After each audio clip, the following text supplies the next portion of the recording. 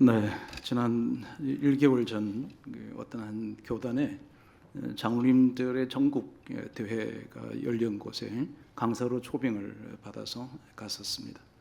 1,500여 명 정도의 장로님들이 쭉 이렇게 앉아 계시는 곳에 제 순서가 그다음 둘째 시간이라 뒤에 일찍이 와서 앞 시간에 강사님이 어떤 얘기를 하나 하고 이제 듣기 위해서 저 뒤에 앉았어요.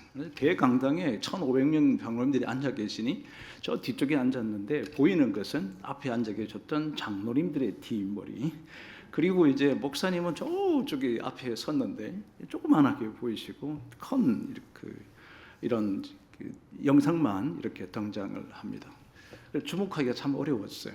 그래서 이렇게 두리번 거리니까 뭐 진행하는 분들 왔다 갔다 하는 거 다 보이고 뒤에 들어오는 거 다 보이고 어수선한 것을 제가 주목하게 되어졌습니다. 우리가 어디에 앉아 있느냐에 따라서 보여지는 것들이 참 다를 수 있겠죠. 여러분 지금 이 코 앞에 지금 여러분 앉아 계시는 저를 보면 참 잘생겼잖아요. 그런데 멀리서 바라보면 가물가물하기도 하고, 옆에 우리 성가대원들은 저를 보면 옆모습만 많이 기억을 남을 수도 있죠. 우리가 어떤 자리에 어떻게 있느냐에 따라서 우리가 보여지는 것도 다르고 생각도 다르게 되고 보는 것도 많이 달라지게 되죠. 저는 평신도로 이제 수원에 있었습니다. 집사 직분을 받고, 제가 집사일 때는 어디에 앉아 있었냐면 저희 교회는 예배당이 길쭉했습니다. 1층, 2층, 3층이 있는데 10시 50분이 되면 1층 문이 잠겨집니다. 그래서 10시 50분 이후에 오시는 분들은 다 어디로 가죠? 잘 통변이 안 되십니까? 1층, 2층, 3층이 있는데 1층에 10시 50분이 잠겨지면 다 2층으로 가게 됩니다. 2층에 자리에 가게 되고, 2층은 11시 전 가게 되면 문이 잠겨집니다. 그게 다 앉아있고 아니고 관계없이. 그리고 나서 3층으로 다 올라가는데 저는 3층 맨 위에 저 뒤쪽에 앉아 계셨어요. 그러니까 목사님이 시선에서 피해 나가는 거죠. 제 자리는 3층 기둥 앞쪽이었습니다. 그러다가 신앙생활을 한 걸음 한 걸음 이렇게 하다가 보니 제가 집사 직분을 받게 되니 2층으로 내려왔고, 또 2층에서 그 교회에서 전도사가 되어졌습니다. 전도사가 되니 1층 중앙에 왔고, 그 교회에서 부목사가 되어졌습니다. 강단에도 왔다 갔다 하더라고요. 어디에 어떤 자리에 있느냐가, 제가 평신도로 있을 때는 교회가 전혀 보이지 않았습니다. 그러다가 집사가 되니 내가 신앙생활을 잘해야 되겠다, 나만 보게 되어졌습니다. 그리고 전도사가 되니 제게 맡겨주신 직분, 그 부서에 대해서 관심이 있었습니다. 그러다가 제가 부목사가 되니 좀 더 넓은 교회의 상황들을 보게 되었고, 그리고 담임 목사를 7년간 했는데 담임을 할 동안에는 교회 전체가 보여졌습니다. 지금은 연구소 소장으로 한국교회를 섬기고 있습니다. 그러다 보니 한국교회를 봐야 될 일들이 굉장히 많은 거죠. 그처럼 우리가 어떤 자리에 있느냐에 따라서 우리가 보여지는 거, 봐야 할 것들이 너무나도 다른 거죠. 지위도 그렇지 않습니까? 직위 같은 경우도 내가 여러분들이 가장 평범한 사원으로 있을 때와 중력이 될 때와 회사를 경영할 때와 다르죠. 우리가 여기 지금 장로님들도 계시고 청백위원장도 계시고 또 우리 당회원 우리 선임 장로님도 계신데, 이분들이 신앙생활을 처음 할 때부터 교회를 염려하고 생각하고 그러지 않을 수도 있거든요. 그런데 점점 그 지위와 위치가 점점 커져갈수록 봐야 되고 염려하고 걱정하고 함께 해야 될 것들이 자꾸 커져가는 거죠. 저는 한국교회를 지난 23년 동안 건강한 교회를 세우기 위해 연구소를 설립하고 사역을 하고 있습니다. 하다 보니 전국의 컨설팅만 한 1,900개 가까이를 하게 되어졌습니다. 하면서 이제 교회를 가서 이 모양 저 모양으로 교인들을 많이 만나게 되어졌는데, 교인들을 보니 세 부류로 나뉘어지더라는 거죠. 첫 번째는 교인이 있습니다. 교인. 이 교인의 자리는 그냥 예배에 와주는 정도죠. 부목사님들이 전화해서 뭐 왜 빠졌냐, 결석했냐, 뭐 새가족 관리해서 관리하고 하니 대상이 되니 이런 분들이 있더라고요. 그리고 이제 신자가 있더라고요. 신자는 종교인입니다. 종교인, 불교 신자, 캐톨릭 신자, 뭐 이런 그 중에서 나는 기독교 신자라고 하죠. 그래서 이분들은 종교적인 업무만 하고 그 외에 대해서는 그다지 큰 관심을 두지 않습니다. 그 위치가, 그 지위가 그렇다는 거죠.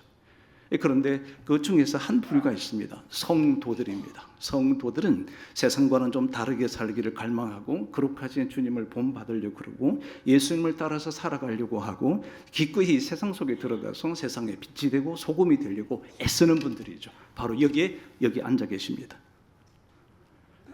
여러분 가끔 저는 언제 아멘 할지 대단히 궁금해요.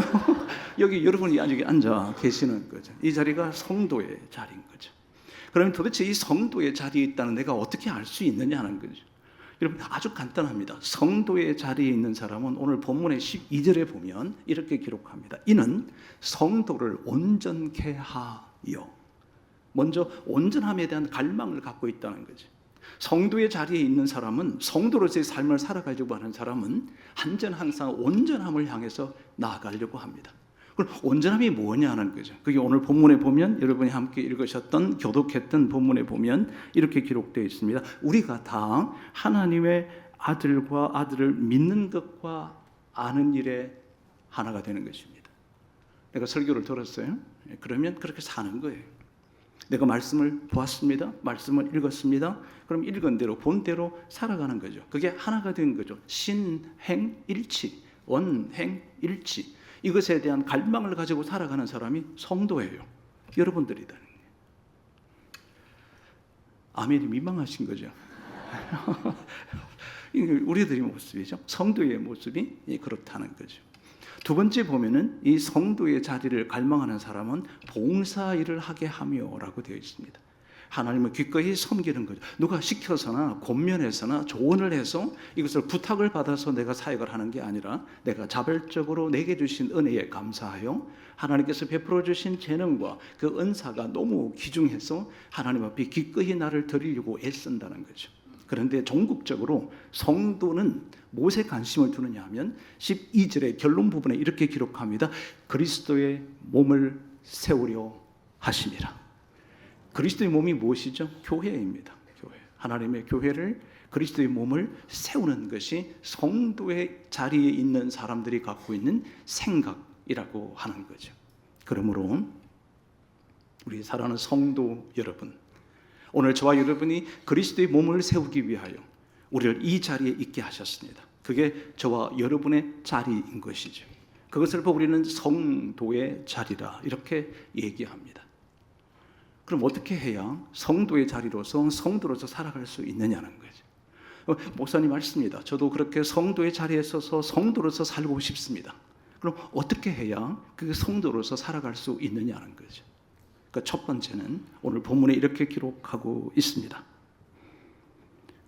여러분 본문을 보면 13절에 우리가 다 하나님의 아들을 믿는 것과 아는 일에 하나가 되어 온전한 사람을 이루어 그리스도의 장성한 분량이 충만한 데까지 이르리니. 그리고 15절에서는 오직 사랑 안에서 참된 것을 하여 범사에 그에게까지 자랄지라. 성숙하라는 뜻이죠. 성도는 성숙한 삶을 끊임없이 갈망하는 자입니다.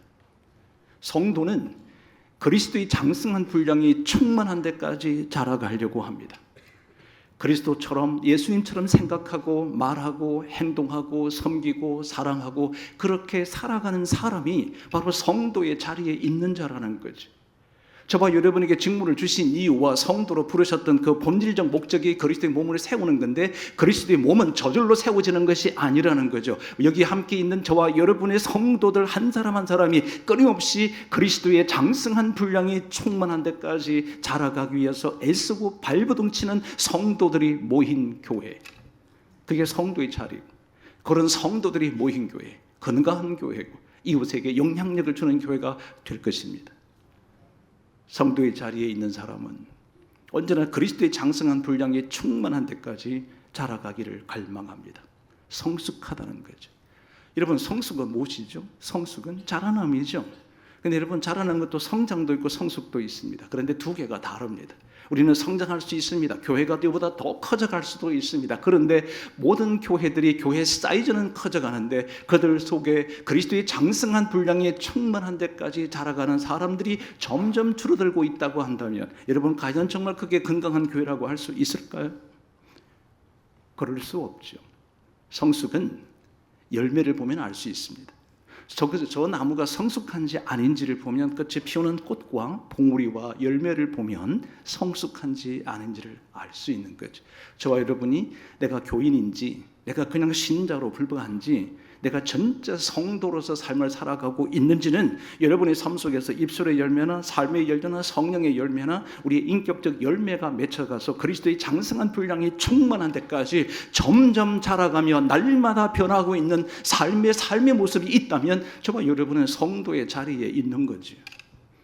성도의 자리에 두 번째, 어떻게 해야 성도의 자리에 있을 수 있냐라고 하는 거죠. 오늘 성경의 본문에 이렇게 기록합니다. 14절, 이는 우리가 이제부터 어린아이가 되지 아니하여 사람의 속임수와 간사한 유혹에 빠져 온갖 교훈의 풍조에 밀려 요동하지 않게 하려 합니다. 어린아이의 신앙이 좀 벗어나라는 거죠.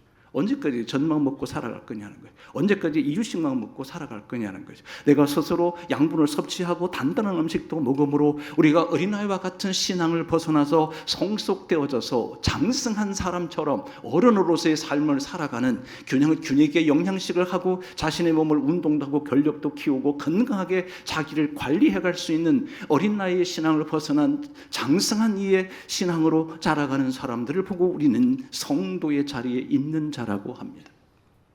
그러면 어린 신앙과 장성한 자의 차이가 뭐냐는 거죠. 여러분, 갓난아이와 같은 신앙은요, 끊임없이 흔들려요. 배고프면 울어버리죠. 아프면 고통받는다고 그러죠. 장성한 사람은 어지간히 아파도 참잖아요.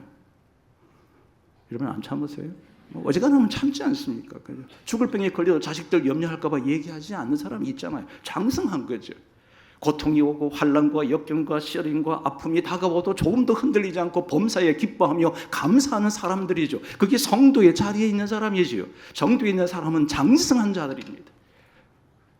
그게 성도에 있는 자들이 살아가는 삶의 모습이 되는 거죠. 이 귀가 얇아요. 누가 얘기하면 그게 옳은가 보다. 또 귀가 너무 얇으니 간사한 유혹에, 간사함과 그런 유혹에 쉽게 동화되고 흔들리는 거예요. 조금만 낭망스러운 일이 생기면 그냥 인상 쓰고 불평하고 원망하기도 하고 그러죠. 그런데 정말 심지가 견고한 장성한 사람은 그 어떤 외진 풍파와 어려움이 다가와도 그것에 좀처럼 흔들리지 아니하고 심지를 견고히 하며 하나님을 바라보고 기뻐하며 주 안에서 기뻐하며 그리고 감사의 삶을 잃어버리지 않는 사람, 우리는 그를 성도라고 하고 그런 자리의 역할을 담당하는 사람을 보고 성도의 자리에 있는 사람이다. 그들이 모인 교회, 건강한 교회입니다. 주님께서 기뻐하시는 교회인 거죠. 성도의 자리. 세 번째, 어떻게 해야 이 성도의 자리에 그렇게 있을 수 있을까? 여기 보면 16절에 보면 이렇게 기록합니다. 그에게서 온 몸이 강마디를 통하여 도움을 받음으로 연결되고 결합되었다 그랬습니다. 도움을 주는 자입니다. 도움을 주는 자. 여러분, 이 도움이라는 단어는 돕는 자라고 하는 것은 성경 속에서는 이렇게 기록합니다. 내가 가는 것이 너희에게 유익하니 내가 가면 보혜사 성령께서 오사라고 기록합니다. 거기에 보면 보혜사라고 하는 뜻이 도우시는 영이라는 거예요.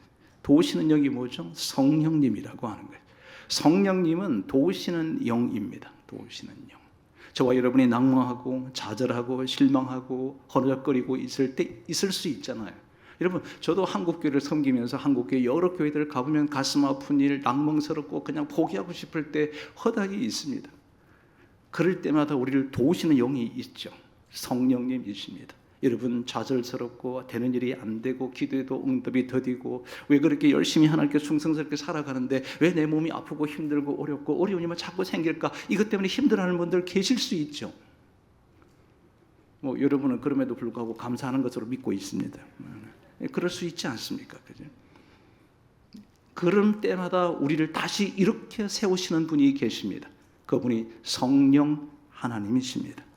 그러므로 누구든지 예수를 주라고 고백하는 사람은 내 안에서 성령께서 자리하셔서 내주하시기 때문에 그 성령이 예수님을 주라고 고백한다고 성경은 기록하고 있습니다. 고로 우리 안에는 다 성령께서 살아계십니다. 성도의 자리에 있는 사람은 성령의 감동과 감흥과 역사하심과 도우심으로 오늘 저와 여러분이 이곳에 서 있는, 저도 여러분 앞에 지금 서 있는 거 굉장히 두려워요. 두려움이 안 보이십니까? 제가 어릴 때 저희 고향 여기서 가까워요. 가까운 곳이 제 고향입니다. 제가 거기서 이제 고등학교 때까지 가까운 곳에서 자라왔습니다. 저희가 어릴 때는 저희는 중학교부터는 남녀 이렇게 구분되어졌을 때 이제 제가 학교를 다녔는데, 국민학교, 그때 국민학교, 초등학교 뭐 이래 국민학교라 그랬죠. 거기에 다니고 있을 때는 남녀 공학이 있잖아요. 여학생들도 있고 그렇죠. 근데 이 여학생들이 저를 보고 저에게 별명을 하나 붙였더라고요. 별명이 뭐냐면요, 잠자는 공주입니다. 잠자는 공주. 너무 숫기가 없고 표현을 못하고 막 그러니 이제 이 별명을 그렇게 붙였던지. 그래서 여러분, 제가 그렇게 어릴 때 살아왔습니다. 그래서 누구 앞에 서서 저를 얘기한다는 것은 정말 힘들고 어렵습니다. 여러분이, 저는 누군가는 그냥 10분만 기도해도 될 사람이, 저는 100분간 기도해야만 그 두려움을 이겨낼 수 있을 정도로 심약하거든요. 그럼에도 불구하고 여러분 앞에 서서 말씀을 전가할 수 있도록 하신 분이 누구라냐, 저는 믿냐면은 성령 하나님께서 하시는 일이다. 그것이 저와 여러분 이렇게 세우고 지금도 존재하고 앞으로도 존재하실 분이 성령 하나님인 것을 믿습니다.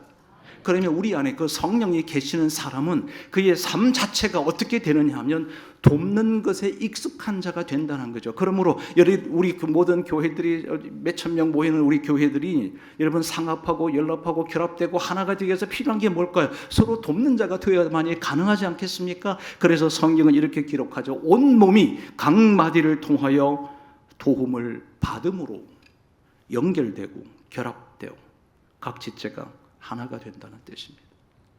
결합된다는 거죠. 누구로 인해서? 성령으로. 그래서 성령이 있는 사람은, 성령으로 깨어있고 장성한 사람은, 성숙한 사람은 항상 누군가를 도와주고 싶어 하지 도움을 받으려고 하지 않습니다. 그래서 저는 우리 성도들을 바라보면, 제가 담임 목회할 때도 우리 성도들이 성숙한지 아닌지를 쉽게 분석하죠. 어떤 걸 보면 하느냐 하면 항상 어떤 일을 도우려고 하는 거죠. 목사님 뭘 좀 도와줄 일 없을까요? 집사님 뭘 좀 도와줄 일 없을까요? 요즘 우리 선교, 단기 선교, 뭐 전도, 여름 행사 엄청나게 많습니다. 여러분, 교회는 뭘 하든지 관심을 두지 않습니다. 근데 신자는 우리 교회 안에서 교인이니까, 신자니까 내가 기독교 속한 뭐 이런 거 하는 거구나 정도하고 아무 관심을 두지 않습니다. 성도는 뭐죠? 관심을 둡니다. 여름 성경학교 어떻게 잘 되어가는지, 부목사님들 만나서, 전사님 만나서 내가 도울 일이 없는지 있는지, 단기 선교 간다 그러면 쫓아와서 내가 뭘 좀 도와드리면 좋겠냐, 이런 사람들로 가득 찬 교회가 우리 교회잖아요. 여러분, 민망해도 아멘 합시다. 뭐 그렇게 아멘을 아껴둘 이유가 하나도 없습니다. 사랑하는 여러분, 그렇지 않습니까? 성도는 정말 성령이 내 안에 계신 사람들은 언제나 그의 관심과 시점이 바라보는 것이 내가 무엇을 도와야 할 것인가를 생각하는 거죠. 여러분, 한번 비교해 볼까요? 저도 이제 가끔 외제 선교사님들 강의를 위해서 출타할 때가 있습니다. 선진 국가를 갈 때가 있고 후진 국가를 갈 때가 있습니다. 근데 선진 국가를 가게 되면 낯선 곳이니까 두리번거릴 수밖에 없죠. 어디를 어떻게 가야 되는지 그것을 잘 모를 때 있습니다. 근데 대부분 제가 가보니 선진국가에 있는 사람들은 자기가 하는 일 때문에 총총총총 걸음으로 가다가도 제가 두리번거리고 막 망설이고 있으면 다가와서 이렇게 묻습니다. 뭘 도와드릴까요? 라고 묻습니다. 뭘 좀 도울 일이 있으세요? 라고 묻는 것이 선진국가입니다. 후진국가를 가보면 엄청 따라와요. 그리고 뭐라는 줄 아시죠? $1 help me. $1 달라는 거죠. $1 달라. 요구하는 거죠. 물론 뭐 경제적인 부와 빈부의 격차, 그리고 질서, 체계와 구조 다 다를 수 있지만 사람들이 생각하는 구조 자체가, 성숙한 사람은 언제나 도움을 주려고 하는 거죠. 저희 어머님이 아직 생존해 계십니다. 그러니까 제가 어릴 때는 부모님들에게 용돈 타기 위해서 온갖 술책을 다 부립니다. 어쨌든 용돈을 받아내기 위해서 얻으려고 하는 거죠. 그런데 제가 조금씩 성장해 가기 시작했습니다. 그리고 조금씩 성숙해 가다 보니 이제 부모님을 돌봐드리고 싶은 생각들이 듭니다. 그래서 하나씩 자꾸 걱정스러우니까 전화드리고 찾아뵙고 얘기하고 필요를 공급해. 어머니 뭐 필요한 거 없으세요? 제가 드리는 이야기는 필요한 거 없으세요? 뭐가 필요하세요? 부족한 거 뭐가 있으세요? 라고 묻게 되더라는 거죠. 여러분, 우리가 하나님께도 마찬가지지 않습니까? 언제까지 하나님께 무엇을 해주기만을 기대하겠습니까? 우리가 하나님에서 하나님의 영광을 위하여 주의 몸 되신 교회를 위하여 제가 우리 성도들과 우리의 일하고 사역의 전면에 서서 일하고 있는 성도들을 찾아가서 내가 뭘 좀 도와드릴 수 없을까요? 이렇게 말할 수는 없을까요? 우리 온 성도들이 그렇게 함께 해가는 그런 자리로 가득 찬 우리 교회, 정말 진정한 교회지 않겠습니까? 여러분의 삶의 터전에 가서 직장에 가서 어디를 누구를 만나든지 항상 그 사람들 주변 사람들에게 무엇을 도와줄까를 한번 물어보십시오. 아마 그 공간이 공동체가 바뀌어지기 시작할 것입니다. 조직이 바뀌고 사람의 관계가 바뀌어지고 우리의 사회가 바뀌어질 것입니다. 왜 도와야 할까요? 성령이 계시니까. 도우시는 보혜사 성령이 저와 여러분의 삶 속에 있으니까. 그래야만이 하나가 되지 않겠습니까? 반목과 갈등이 팽배해지는 이 사회 구조 전체를 해결할 수 있는 길이 뭘까요? 성령이 있는, 보혜사 성령이 있는 우리의 성도들이 그들의 각자의 자리에서 돕는 자로 살아가는, 그럴 때 비로소 그 공동체가 건강한 공동체로 세워질 것을 확신합니다. 마지막으로 성도의 자리에 있는 사람은 어떻게 사는 걸까? 그것은 오늘 16절 하단 부분에 이렇게 기록합니다. 그 몸을 자라게 하며 사랑 안에서 스스로 세우느니라. 15절에서 오직 사랑 안에서 참된 것을 하여. 하나님은 사랑이십니다. 하나님께서 사랑하사 이 세상을 사랑하사 독생자를 주셨습니다. 그분은 당신이 우리를 사랑하는 것을 증명하시기 위해서 예수 그리스도의 십자가에 못 박혀 죽으시기까지 하면서 우리를 사랑했습니다. 여러분, 이 땅에서 사랑의 공간을 볼 수 있는 곳이 어디입니까? 각각의 사랑이 황폐해졌고 가정의 사랑도 황무해졌습니다. 이제는 점점 교회조차도 그 사랑의 대명사처럼 여기고 있는 교회조차도 사랑을 잃어가고 있습니다. 여러분, 지금 우리 성도의 자리들이 무엇이 회복되어야 할까요? 그것은 사랑입니다. 여러분, 사랑보다 앞설 것도 없고 사랑보다도 더 우선에 둬야 될 것이 없습니다. 우리 교회는 사랑의 공동체예요. 여러분, 사랑이 무엇입니까? 어르신들 이렇게 이야기하면 사랑이 뭐냐고 물으신다면 눈물의 씨앗이라고 하겠어요. 아니, 세상에 예수 믿고도 맨날 눈물의 씨앗이래. 여러분, 예수님 사랑을 정의를 이렇게 했습니다. 보라, 내가 세상 끝날까지 너희와 항상 함께 있으리라. 사랑이 뭐냐고요? 함께하는 거예요. 성숙한 사람은요, 고통과 힘듦과 좌절과 낭만 그 가운데서도 함께하는 거예요. 쓰리고 힘들고 어려울수록 더 함께하는 거죠. 그것이 사랑이지 않습니까? 여러분, 이 사랑 안에서 교회가 어떻게 돼요? 스스로 세워지는 거예요. 여러분, 사랑하기만 하면 우리 모든 성도들이 각기 자기의 주어진 삶의 자리에서, 직장의 자리에서, 가정의 자리에서, 내가 근무하고 있는 자리에서, 여러분의 삶의 자리에서, 교회 자리에서, 어디 있든지 그곳에 그 자리에서 사랑하는 거지. 사랑하라. 주님의 마음을 갖고 주님처럼 사랑하고 하나님이 저와 여러분을 사랑한 것처럼 사랑하게 되면, 사랑하고 있으면 여러분, 이 세상은 반드시 하나님의 나라가 확장되어 갈 것을 믿습니다. 그 훈련과 연습을 어디부터 해야 될까요? 교회 안에서 하는 겁니다. 여러분, 사랑하십시오. 서로 사랑하십시오. 이것은 선택이 아닙니다. 이것은 해도 되고 안 해도 되는 문제가 아닙니다. 사랑은 본질입니다. 천지를 창조하신 하나님도 사랑으로 창조하셨고, 세상 끝날 때 내가 다시 오겠다는 것도 저와 여러분을 사랑하시는 거고, 예수님께서 이 땅에 오신 목적도 저와 여러분을 사랑하기 때문에 이 땅에 오셨음을 기억하는 성도들이 되셨어요. 여러분의 모든 자리에 성도의 자리로 아름답게 살아가는 건강한 성도, 건강한 교회를 세우고, 우리 교회의 외향적 변화와 또 담임 목사를 청빙하는 일련의 모든 가정 속에 하나님의 역사하심이 가득하는 그런 교회 성도들 되시기를 주의 이름으로 축복합니다. 기도하겠습니다.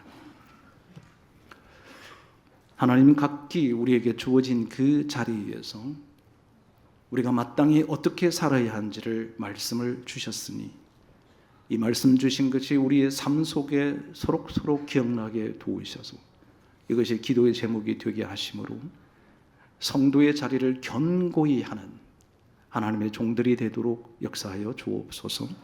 예수님의 이름으로 감사하며 기도드립니다.